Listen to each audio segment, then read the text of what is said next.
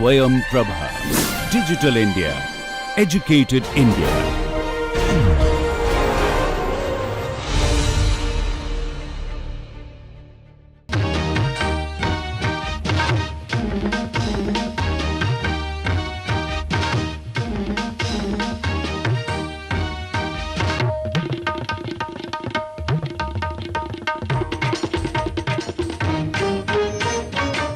Dear students, hope you all are doing well.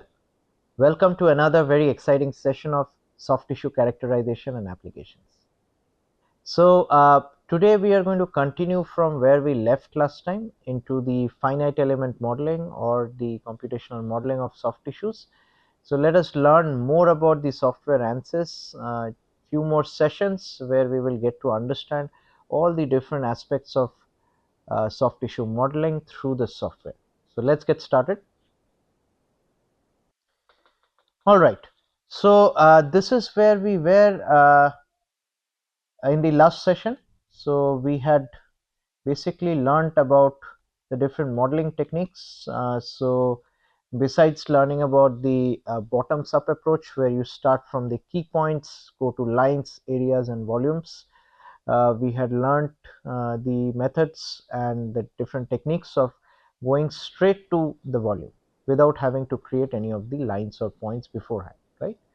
So the way we can do this is using certain operations under the preprocessor modeling operation under the create option, and basically using this we can only represent all the symmetrical geometries only. So wherever you have unsymmetrical geometries, which is very common with majority of the soft tissues, you are going to be using bottoms up approach or some other modeling techniques where the mesh is already uh, imported into the ANSYS framework, right? So this is where we left. We learned majority of the options under the create option, which we have already done, and we started doing a little bit of a few operations we started learning under the operate option under booleans. So the first one we have learned so far is the add option, where if you have multiple volumes, which could be multiple blobs of soft tissues, fascia, other materials which are interacting, wherever there is even the slightest interaction, you should be able to add them and make it to a single volume, right? Like, and having said that it's a single volume, you can assign only one material property, right? So it just adds everything up. This may or may not be relevant in certain applications. So two soft tissues may be very similar in properties, so you may want to add them up to get a final shape or structure. But there are soft tissue which have unique structures and you need a proper demarcation. In those cases you do not use the add operation. And then there are cases where you have certain models where you want to look at some overlaps and get rid of those overlaps, right? So there are a lot of different applications how soft tissues interact or exist in our body. So in order to check for those, like let us start our screen fresh again, and this will also allow us to go through all the different stages of like simulation very quickly, and it's a quick refresher, right? So the first thing to do is the dynamic model mode should be on, right? And I go to clear and start new. So once I click yes, it starts a completely new screen. Here everything is reset and refreshed, so I want to start from scratch. I'm going to set this to structural, preprocessor element type. As we repeat this process multiple times, I would urge you all to practice this, because without practice you will not be able to basically access majority of the options here and use them properly, right? The solid 186 is what we choose. So these should be on your tips after 2-3 trials, right? So element type is decided. Next is we want to decide the material properties under the material models. Can we just define one property? No, you can define multiple properties, such as we're looking at 1000.45, right? I want to create another model with material ID 2 This has, let's say, 1500 maybe, right? 0.4, right? So this is nice. So we have got all the two different models here. So I'm just going to exit out of this. Do we mandatorily have to use all these models when we create them? No, not necessarily. If at the end of the day you want to apply just one material property, that's your choice, right? But you can create multiple material models and let it be, or use them in the way you choose, right? So that's up to you. So the material models are defined here. We have defined two material properties, right? Let it be for now. The next thing is we were focused into modeling, which has nothing to do with the material properties or the element type. It can be done straight on. Only when you want to mesh this model, you should have a proper element type defined and a material property defined. Without that, the computer will not allow you to mesh a particular model. So we had looked at the bottoms up approach, then direct modeling of certain geometries. So let us do one thing this time. We are going to create two volumes which have a certain amount of overlap, right? And we are going to learn whether the two volumes can be subtracted from each other. We would learn about an option overlap and things like that, right? So let's quickly create these two volumes directly. So I'm going to create a block which is centered at the not the centered, cornered at the origin. So that basically gives me the x, y and z starting point as 0, and I'm going to create it in form of a cube. So let me make this 2, 2 and 2, right? Done. Fit view will allow you to keep this in perspective, right? The next one I want to create is, you click on this again. I want to create an overlap. So definitely it has to be, the starting point has to be somewhere in between, right? So let's assume that this starting point is somewhere -3, -2, -1, right? So these are the three starting points, and where it is supposed to end is, let's say, 1, 1, 1, right? That will create a clear overlap, right? Done. So now I have two volumes with a particular overlap, right? So my question number one is, are these volumes connected? The answer to that is a clear no. The computer does not understand any of the connections. It just understands there are two models. And let us prove that once very quickly, right? So if I list the number of volumes, it shows two volumes clearly. Let's say I want to mesh these two volumes with different material properties or the same material properties. That's up to my choice. I'm going to mesh them, apply load to one of these models and apply a constraint to another of the model, right? So what is the minimum criteria to run a simulation? Every model here should be fixed at least at one point. So if these two models are connected, then this simulation should run where I'm trying to apply constraint to one model and load to another, right? So this is a proof of concept. So before I go further, just because I cannot come back to this model again and again, right, I'm going to go ahead and save this as SwayamPrabha. Oh, not resume. So let's save this guy. Just retain the .db, right? That's the mandatory database file extension, right? So SwayamPrabha. So this is done, right? So this is my model. What I'm going to do next is, I'm going to first of all run simulation just to prove that they are not connected, and let the simulation fail. If it doesn't fail, that means I'm wrong, right? So let's try that. So before we do any kind of like solution based system, like we want to look at meshing, here you have an option under this set option where you can select the material, right? 1 and 2. So by default it is set to material number 1. So I'm going to select the mesh and mesh this guy, right? Then I have the option of modeling the other or meshing the other model also with the material 1, doesn't matter. The steel can interact with steel, skin can interact with skin, so these kind of things. Or I can choose to make a material number 2, right? So let's mesh it with a material number 2. So meshing with a particular material assigns the material property to a model, right? So both are looking same. To demarcate the type of material, I'm going to go to plot controls numbering, here set to material numbers and set this to colors only, right? So I can clearly see the two different colors of the materials, right? This is clear. So the next thing is I want to now go ahead and apply loads, right? Define loads, apply structural.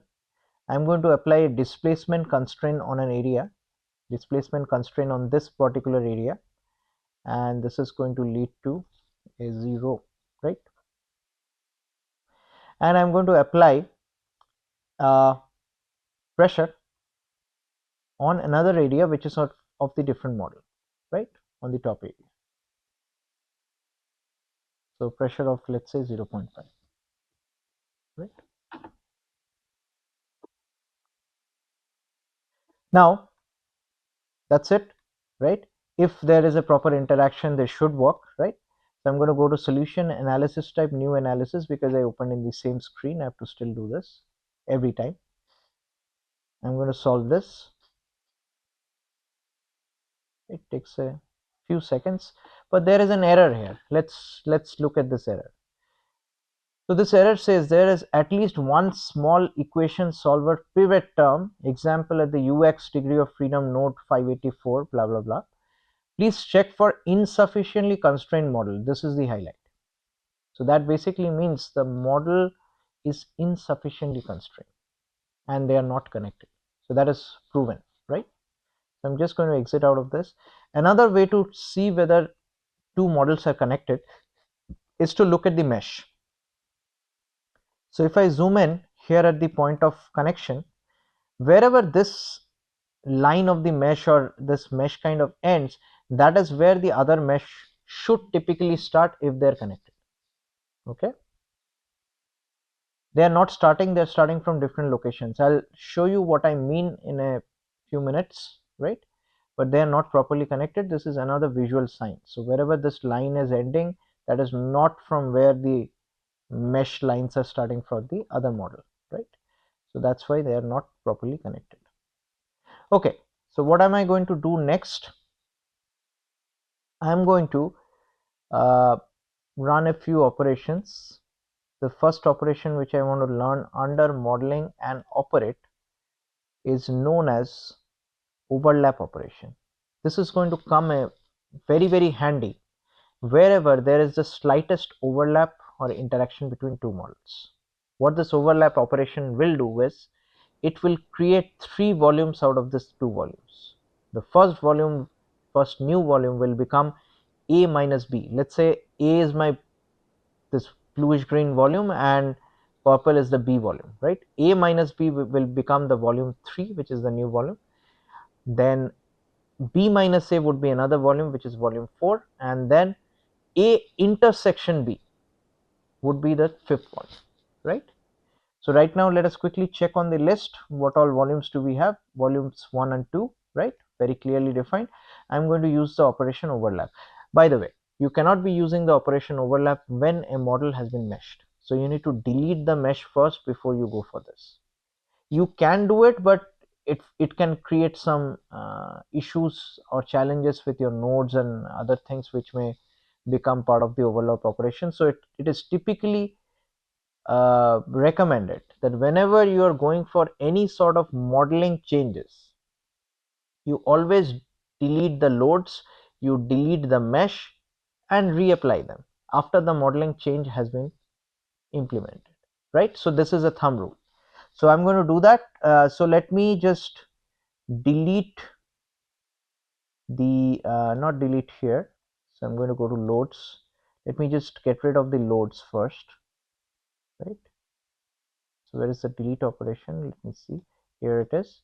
So delete structural displacement on areas. I know here particularly that the structural displacement is here, otherwise I can select pick all, right? So this will also take care of it. Done. It turns to black and just vanishes, right? The next is I am going to do pressure on areas, this, right? Done. Turns black means it has been deleted, so there is nothing anymore. Way to check it is list loads, surface loads, right? Or DOF constraints on all areas, none, right? List loads, surface on all areas, none. Everything is deleted now, nothing is there, right? So next thing is I want to delete this mesh. So mesh tool, clear, pick all, right? All meshes are deleted now. So you cannot see the elements anymore. You can see the volumes, right? Or the other option is whatever model I had saved, you resume it from there. That was our other option, right? I just wanted to show you that if you're working on the same model for a while, you need to make sure that these steps are performed before you go for any modeling change. Okay, so without waiting further, let's go for the model changes. So we are going to go for operate, and we are going to do the overlap operation, right? So overlap, here we can go for pick all, but when you have a lot of volumes, you cannot be using that, right? Because you need a particular overlap between two particular volumes, right? So they have to be individually selected. Let's do that this time. Okay, so these are the two volumes which are overlapping in some form, and you want to create an actual overlap so that there is an interaction which is implemented, and we're going to check on that, right? So just hit OK. Something happened. So let's list volumes. You see 3, 4 and 5, exactly what I said, right? So these are the new volumes which have been created. 3 is A minus B, 4 is B minus A, and 5 is A intersection B, right? So these are the 3 volumes which are created. Let's say I want to look into the volume inside. There is an option to make things transparent, right? So I can go to plot control, style, select translucency by pick. Okay, this is the option you have to remember. This has to be set to around 0.8 or 0.9, right? And what do you want to apply the translucency to? Volumes, right? Okay, you want to click on any of the volumes through which you are planning to look into the inside volume. Hit OK. That becomes transparent. There is an extra volume here, you can see very clearly, right? So if I apply colors to the volumes, right? So if I apply colors to the volumes, I have to get rid of this material number, otherwise that will override the system. I can very clearly see the 3 volumes. The purple volume in a little bit of transparent mode due to application of the translucency, the purple volume which was the initial volume A, and this red volume which is the new volume which has been created. So 3 new volumes were created through the operation overlap, right? So has this established an interaction? Let us take a look, right? So I can go back to style, right, and colors, style, then translucency by pick. I can just put this back to 0, apply OK, and pick all, or pick this particularly, either way. So it's going to bring back to its original opaque version, right? Okay, so the next thing which I do here is I want to apply the meshing, right, and then the loads and constraints, right? So let's exit out of the modeling. We are going to go to mesh tool, right? This is by default set to material number 2. Why is that? Because we are using the same screen, right? That's why you have to double check it. So I set this to, by default it is set to material 1, right? So I want to assign material property 1 to this, right? And I want to assign material property, let's say 2 to the other one. What happens to the third volume inside? I can choose any of the material property. Let's say I want to choose also a material 2 for this one, right? Done. If I go to plot controls, numbering, material number on again, It's going to override that and show me the material, two material distinct by the colors, right? One thing to visually note is this: these are properly interacting, because wherever these lines end, that is where the meshes start from the for the next volume. That indicates that there is an interaction between these two models. Interactions meaning there will be proper load transfer and the solution will run, right? But let's have a proof of that. So these models are good.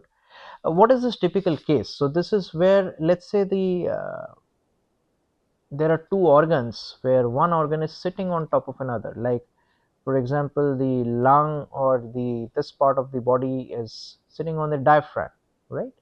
Or the digestive system, all the organs are sitting on each other, or there are some demarcating soft tissues, or they are known as fascias or ligaments, like they are there.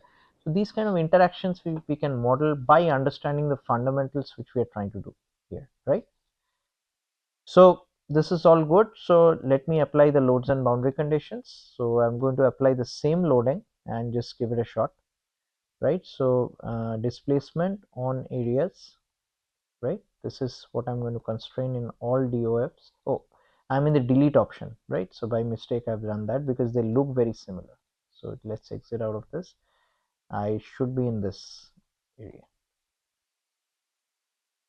Okay, this is the screen which should come, all degrees of freedom set to 0. Then the next thing is I want to go for pressure on areas. I want to apply a pressure, let's say whatever, 0.5. It's already selected, so let us continue with that, right? Done. So ideally if they are properly interacting, then what is happening, right? So the rule of thumb was every model in an ANSYS framework needs to at least have a constraint. So you do not have a constraint for the purple volume, which is the volume 2 or the volume 2 and 3, right? So there comes the second criteria, which is for interaction between volumes. This criteria is very similar to, let's say, a 2% problem. So let's say a person is trying to almost balance himself so that he doesn't fall off the cliff. So he has to hold on to a rock or something, right, in order to fix his arm and make sure he doesn't fall off the cliff. He's on top of a hill. So this fixation is very similar to a single model or a single geometry simulation, right, where at least there needs to be a constraint. The rest of the loadings and other things do not matter. They should be there, but like it's not mandatory. What if this person doesn't find a rock to hold on to, and there is this second person who is his friend, so he is lending his hand that please hold on to my hand, let me hold on to a rock, and that is how I'm going to save you from falling down, right? So what is happening in this case, there is one fixed point for the second volume and there is an interaction between the first and the second volume. That is exactly what we are going to see here. We are applying a constraint only to one volume, and through interaction the other volume is also constrained, right? Now I can apply a load to any of the places and that won't matter. So that criteria 1 is now substantiated, right? So this criteria 2 and criteria 1 works together, right? So let us take a look whether this interaction is real. So I've applied the loads and boundary conditions, and the next thing which I want to do is basically go for solution. I just want to make sure I select the new analysis first, right? Go for solve, current LS. LS is, by the way, load systems. I think I've mentioned that. Solution is done. That means the models have worked fine, or the interactions have worked fine. Let us take a look how the solutions look like, right? So plot results, deformed shape. Okay, so there is a clear deformation. If I look at the animation option, deformed shape and deformed edge, I can clearly see the animation, right? The models are deforming together. That means that there is a clear interaction between the models and the solution has worked just fine. I'm going to stop it and go to result viewer. Let's look at the DOF solution. Right, you can see clear displacement transfers, right? So blue is very close to where I've constrained it, so that's where almost the displacements are zero, and it does start from zero only in the color bar. That is where you are also seeing the minimum value indicated, and you're seeing the maximum displacement as expected at the very end of the second volume, right? So there is proper interaction. Also, you can look at this von Mises stress and look at how that looks like, right? So huge amount of stress near the constraint zone, and rest of the model is less stressed. That's typically how it is, right? Okay, fantastic. So this is where we are looking at a two-body problem interacting through the overlap operation. I want to talk about one more operation just so that we should learn that as well. We have learned addition, so it cannot go without learning subtraction. So let us learn the subtraction. I'm going to come back to this interaction later on, where I will show you some advanced techniques of creating interactions, because not everywhere you will see models which have some overlaps. There could be models which are separated by a gap. Then what do you do in those cases? So I'm going to tell you how to make those models interact, right? So before we go for that, let us just quickly visit the subtraction model. So I'm going to resume from Swayam 3, which I've saved here, right? So this is Swayam 3 where I had just created the models, right? And I assume that I had also created the material properties, right? So that was already there. I can click here, 1000.45, 1500.4, right? So material model was defined, element type was defined, right?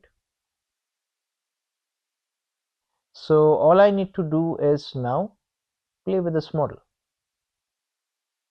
So under operate, you have another option which is subtract. You can subtract an area from area, you can subtract a line from line, or volume from volume, right? So how does this operation work? So subtraction operation works like this. Let's assume the larger volume here is volume A, the smaller volume here is volume B. So subtraction operation is like this. The one from which the other volume will be subtracted, let's say I'm planning on subtracting B from A. So I'm going to select A first, right? So whenever this window comes, I'm going to select A and hit OK. Then I'm going to select B and hit OK. Done.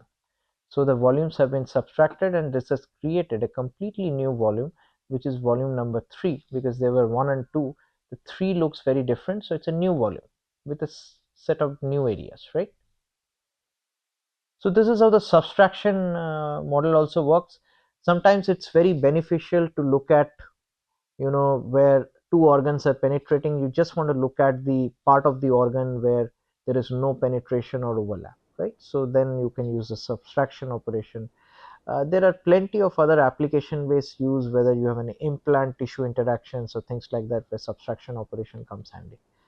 So I'm not going to run a simulation with this because there is no interaction per se. It's just a new volume which is created and can be solved as is, right? So I'm going to refrain from doing the simulation for subtraction. There are a few more things I believe I wanted to show you before we get into that. So there are few more options like divide, glue, and a few other things. Glue is something which I usually do not use. Divide is an option where if you have 3 volumes or 3 lines, you can divide something with using something else, right? You can divide an area by volume, area by area, area by line, things like that. This is not also very commonly used, right? Okay, so with this, the next thing which we want to learn about in terms of topics, we have now understood modeling to quite a bit, and this is the maximum amount of modeling expertise which we need for basically working with soft tissue samples. I'm going to skip the other aspects or other options, which is part of an advanced course, right? Like the focus of the course is not learning the software per se, right? Like, but I wanted to just get you in up to speed up till that point that you are able to computationally solve soft tissue problems, so that now you can compare them with your experiments and have a holistic soft tissue characterization. That's the purpose. The purpose is not to teach you a new software completely, right? It should just equip you with enough knowledge so that you are able to do computational model. Okay, so having said that, the next thing which we want to focus in on is meshing. So by the way, meshing is a very, very descriptive topic. Researchers do their PhDs and other degrees on meshing, so it's very comprehensive. So we are just going to take a small piece of the pie and learn about the key meshing modalities and what all are the things we should consider, right, while meshing. So in order to do that, I would like to start with a new model, and maybe during doing that model you can learn a little bit more of the modeling as well before we get into meshing. So let us clear and start new, right? So this time, let's say I'm bored of the black screen, I want a white screen. So all I have to do is plot control, style, colors, and go to something where it is known as reverse video. That's where I'm held. Once you click this, the screen will be white, right? So this can also be done. Just good to know. So we start with the same preferences. A white background is also good to take pictures and snapshots if you want to place it in a report or whatnot, right? Preferences is set. Element type, let us just set it. Not needed for modeling, but needed for meshing, right? Close. Material properties. I'm just going to define one material property.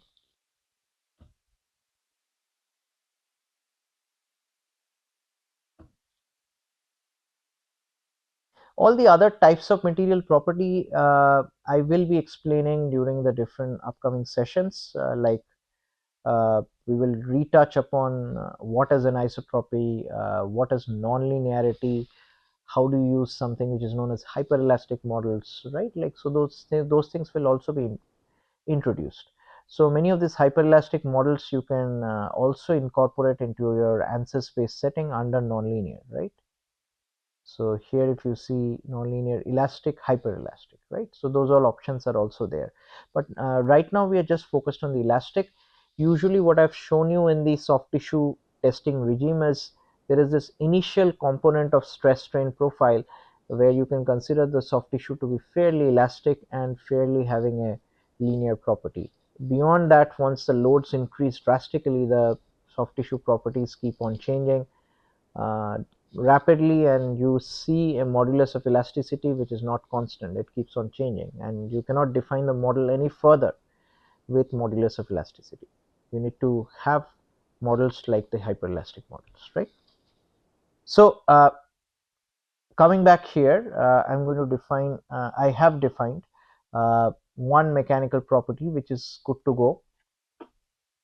I'm going to spend a few minutes on the modeling, right? So let me revisit the bottoms up approach, because this is very, very important to learn or understand bottoms up approach. I'm going to quickly do a few things, right? So the first thing is I would like to create a geometry of a sample of a tissue, and create a wound geometry, right, of some sphere or some kind of spherical or elliptical wound geometry, and I want to subtract that wound from there, the model, extrude that model to create a proper sample which I would like to test on a universal testing machine. So that's my problem statement. I want to take a sample of tissue, create a wound on that, or pick up a sample of tissue which already has a wound on that and test it on a UTM. I want to simulate the same on my ANSYS software. So let us see how we can do that. Okay. So first thing is I can either go by creating a cuboid directly, that is also possible, but here I'm going to just use the bottoms up approach as a refresher. So let me just create some key points here, right? So the first key point would be 0, 0, 0. Okay, by the way, can you define the key point number? Yes, you can. I think the reason I do not do that is very difficult to keep track. So if you have put 1 here and you change the numbers below, it is going to keep on updating 1 rather than creating new key points, right? That's why I leave it vacant and for the computer to automatically select it.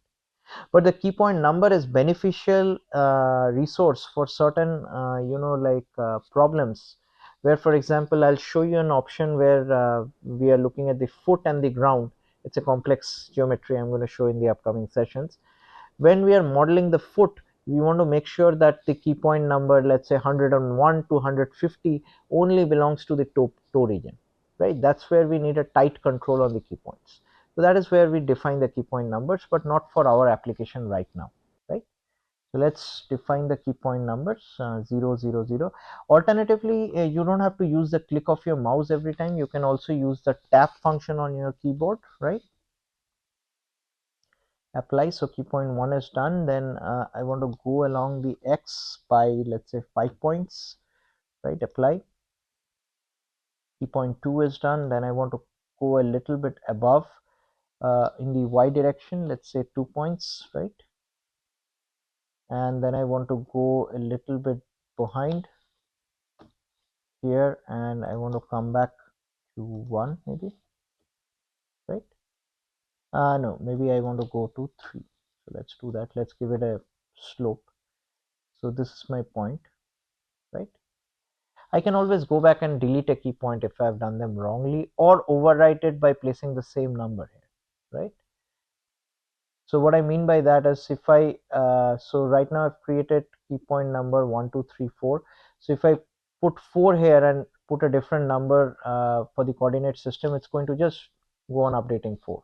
So I don't need it right now, but just good to know, right? So this is what is created. Then I want to go all the way back to where I was, and then that's it, right? So these are the points I'm interested in, and I want to also create a point. Oh, this is a little bit different specimen. I want to probably get rid of few things. I've done a few things wrong. So what I want to do with this is I wanted a proper sample. So I'm going to move the 5 to this point, right? Apply. So 5 has been moved now. You're seeing 2 5s, but once you click here, it's going to vanish. I want to get rid of my point 4. I don't need it anymore. For creating the sample, I just need 4 points, right? So I'm going to go to where? I'm going to go to delete, right? Key points. I'm going to delete the key point 4. That's it, done. So if I list my key points, I'll clearly see these are 1, 2, 3, and 5 with the coordinate systems, right?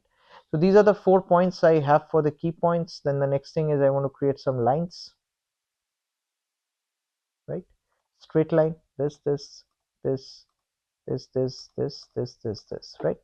Done. Okay, so the next thing is I'm in the points domain. That's why I'm just seeing the points. I see like this and set the key point numbering on.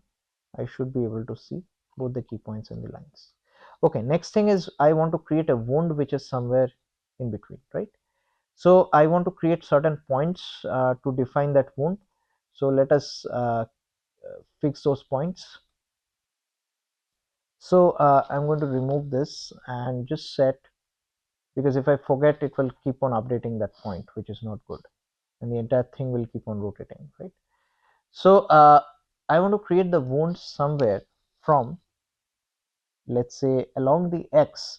Where do I want to place the wound? Somewhere in the center. Let's say 2.5, right? 2.5 is where I want to place the wound. How far? I want to create some points for the wounds. Let's say I start with 0.5, right? And along the z0, I'm just working on a plane. So let me set the first point. Here it is the first point. I want to create few more points. So let me create a point at 1.5, right? So this is another point. I want to create 2 3 points, maybe 2 points here in between, right? So this is where I'm looking at, let's say 2, right? or it could be like 1.8, maybe 1.8 along this, and the location of this would be, let's say, 3, right? Like, yeah, this moved it a little bit out of the realm. So I want to place it not 1.8, maybe 1.3. And what point I want to move? I want to move the 0.7, right? Apply. So 0.7 has been moved. So I'm going to just cancel out of this and just focus on the key points again, so that I know where they are. Okay, this is another one. I want to place one more key point. Set this out somewhere here and then create the wound. So it should be a little bit here. So it has to be, let's say, less than 2.5, maybe 2.1, 2.2, and it could be somewhere like, maybe it could be like little bit 0.9, right? Apply. So these are the 4 points which I'm going to connect using splines and then create the wound, right? So this will let us learn a few more operations into the modeling. So let's cancel out.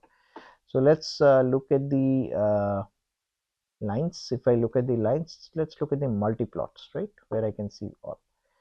So now I want to create a few more lines which are not straight.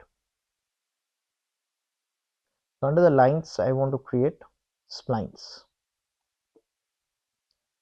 Splines through key points. So let us create the first spline, which is 684. 684. I'm going to select this and click OK. So this is how the splines are created. It at least requires 3 points, right? So the next spline I want to create is this. Right, so that's the shape of my wound, and they are in different colors, right? So this is a spline. Now I want to create the areas. Now I've created my sample lines, set of lines after the points, and then I've created the wound shape. And now let me create areas, right? So I'm going to create areas arbitrary by lines, right? 1, 2. These 2 lines can be used to create one area. Done. So the wound area has been created. I want to create another area, which is the sample area, right? 1, 2, 3, 4. Done. So I have now created 2 areas. Let's say now I want to subtract this wound from this, because there needs to be a void, right? So I'm going to subtract the areas. I'm going to select the one from which the smaller area will get subtracted first, which is the outer area, then the one which needs to be subtracted second, and done.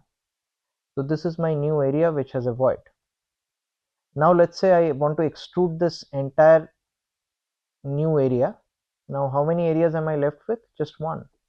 This is area number 3, a new area which has been created, right, due to the subtraction operation. So now I want to extrude this entire thing by, let's say, a few millimeters, like one unit. Extrude areas by XYZ offset, right? So this is the area. Where do I want to extrude it? Along the positive Z or negative Z? So let me extrude it by positive Z, which is fine. So maybe 1 unit is okay. Okay. So this is relatively how the 1 unit looks like. So this is how the sample is looking like. Okay.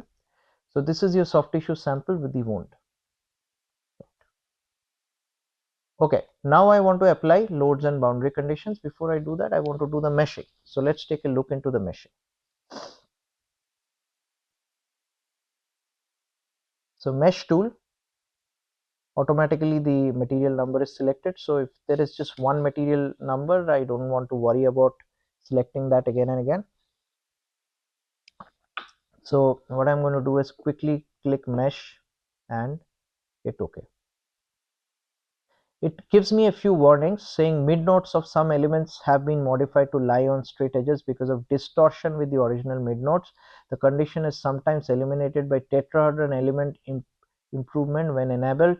Issue Stratton to select such elements for listing or plotting. So what this is typically doing is, if you look at the shape now of the mesh, it is not really elliptical.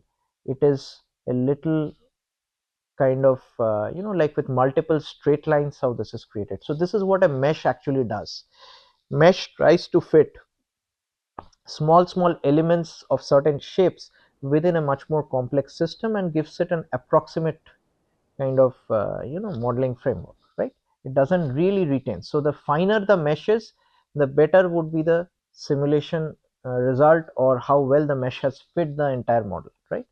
So this is definitely a coarse mesh, and will it lead to accurate results is a question of concern, due to which we want to study more about meshing, right? So that was the idea, to study about meshing. So what is this mesh looking like, right? So let us look at some of the attributes of the mesh. We are going to look at the elements, nodes and attributes. 537 elements, okay?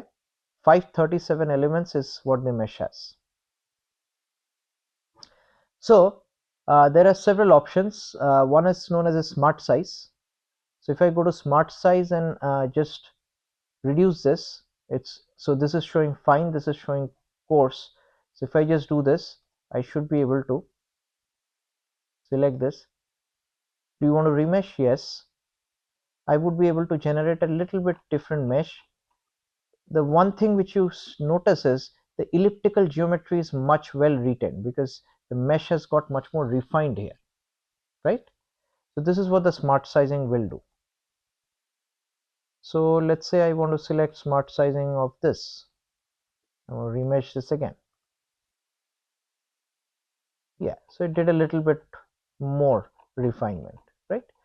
The outer mesh size is also decreased, and the inner one has basically dominated the decrease, right? So if you list the number of elements here, how many do we see? We see quite a few. In place of 500ish, you're looking at 4678. So many elements can be seen here, right? Okay, the next thing is, if I go to mesh tool and set the smart size to extremely coarse, then what happens? So this creates a very distorted mesh. That's why you're seeing the warning. You were not seeing the warning when I was working with fine meshes, but once you have very coarse mesh, you will see this warnings. So there is a thumb rule which we need to understand is, when the mesh is extremely coarse, there are certain elements which can have certain angles which are extremely high, so close to, let's say, 90 degrees or 180 degrees, and there could be angles which are as small as 2 or 3 degrees. That is where the results fail sometimes, and they will not produce the accurate results when you solve the model. So typically you would want your mesh to be smooth and not having some sharp edges or sharp elements which are looking like it has very pointy edges or completely distorted elements. Like this seems like a very distorted kind of system with very sharp elements, sharp corners, or with extremely high angles, right? That's why you are seeing this. So this is a very sharp element, for example. This is an extremely big element which has been fit here. And what are the number of elements here? So you're just looking at 196. So there's a huge difference in the type of meshing. So what is this going to cause? When we have very coarse mesh, it is going to give you the wrong results, which you won't be able to validate with any of your experiments, or they are not truth values, right? They will give you some simulation results, but then they will not be truthful. So what is the correct meshing? Do you go for extremely fine meshing? That has its own problem. When you go for a very fine meshing, as explained in the first class of ANSYS, the time of the solving or the solution will increase significantly, right? The more finer you go for the mesh, it will get very time consuming. The more coarse you get, very less time consuming, but the solution accuracy goes down. But when you make it very smooth, the time goes up and the accuracy also goes up. But what do we typically need? We need a model which doesn't need a lot of time to solve, right? And which is accurate enough to give us the right solution. So how do we find that? We find out through a process which is known as mesh convergence study. right? So for any kind of ANSYS simulation, we need to conduct a mesh convergence study to make sure that changing the type of mesh is not going to change the result or lead to inaccurate results. Okay. So I've shown you some of the meshes. You're welcome to play with them. Typically, I'm not a fan of smart size because smart size doesn't necessarily have any science behind how the mesh coursing or the exactly how fine the mesh should be. It should be a nice smooth transition. So I typically don't use smart size. There is another grid of items which I would like to explain, which are known as sizing controls. This is something which I use very often, and this becomes really useful for controlling your mesh in a nicer way. Okay. Can you fit a hex map meshing into this? Let's give it a shot. Selected that. No. So any model which is not symmetric, particularly like this model, when it was just a cuboid, it was totally symmetric. You can use a mapped brick meshing, which is a very simple, easy mesh to solve. Whenever you have a cutout or something in that you have a wound or the model becomes complex, non-symmetric, you cannot use map brick meshing, right? You can only use tetrahedral normal meshing, which is your standard default, right? Okay, so coming back to this,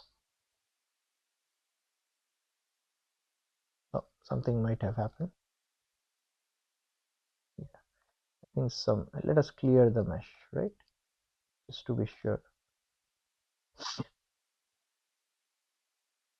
Yeah.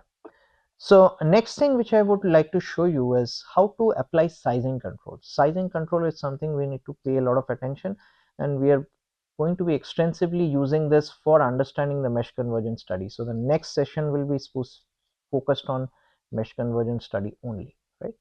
So let us set the base for that. How do we conduct this? So the first sizing control option here is the global sizing control, where you have the option of set, right?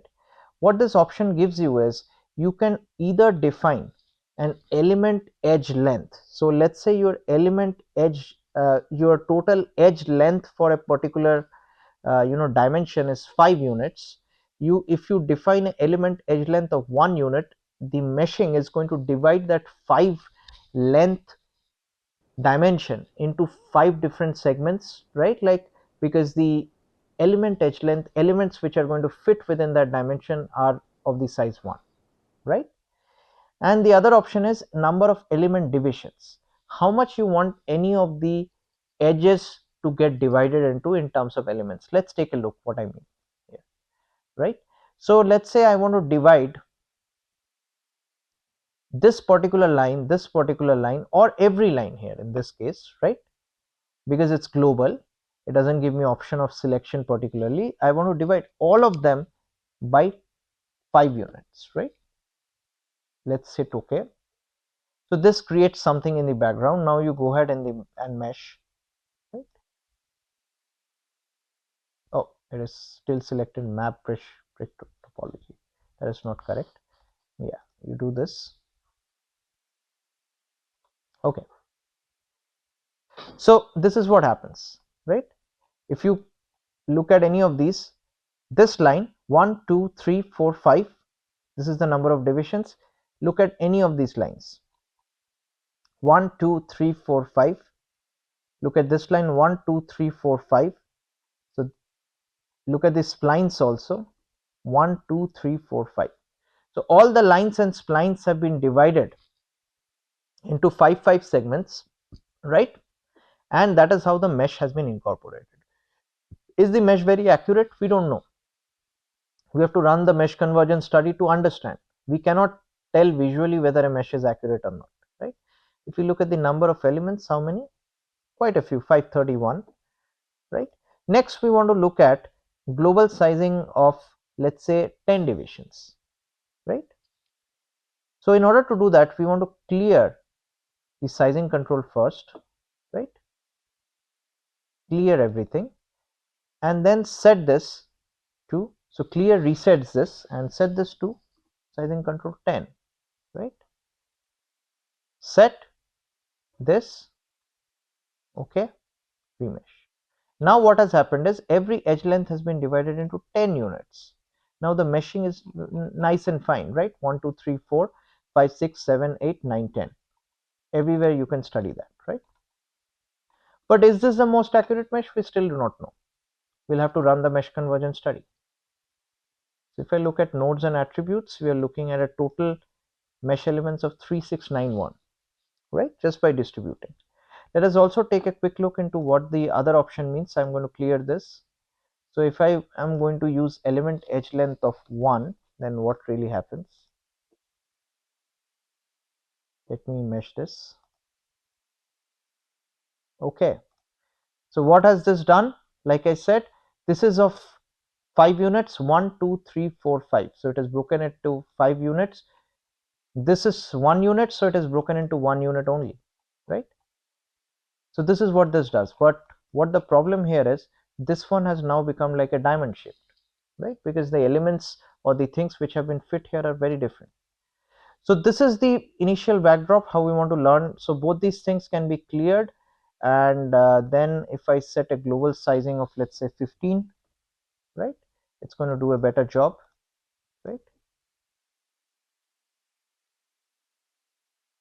It's very nice and fine. Okay, so we are going to learn in the next class about the different sizing controls of the mesh. Global is something which we learned. We usually do not use global that often because uh, objects are complex. We may not need 10 divisions here on the top edge. We may just need 5 divisions, and on the lengthier edge we may need 10 divisions, right? So we do not want to have uniform divisions everywhere. There could be a small line, we do not want to divide it by 10 times, right? Then it will create a very weird mesh, right? That is something we do not want. That's why I am not a big fan of global meshing.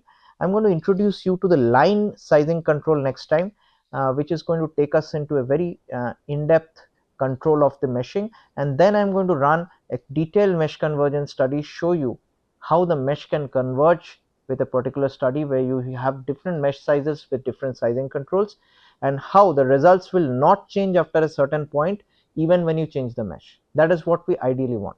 We do not want any changes or inaccuracies in the results due to changes in the meshes. So for that we have to define very clearly that have the number of mesh elements beyond 10,000 or 20,000. That demarcation has to be very clear so that somebody is able to run the simulation accurately. So we are going to keep on continuing on that to a detailed mesh convergence study in the upcoming class. So stay tuned. I would like to thank you all for watching this session. I will see you shortly again.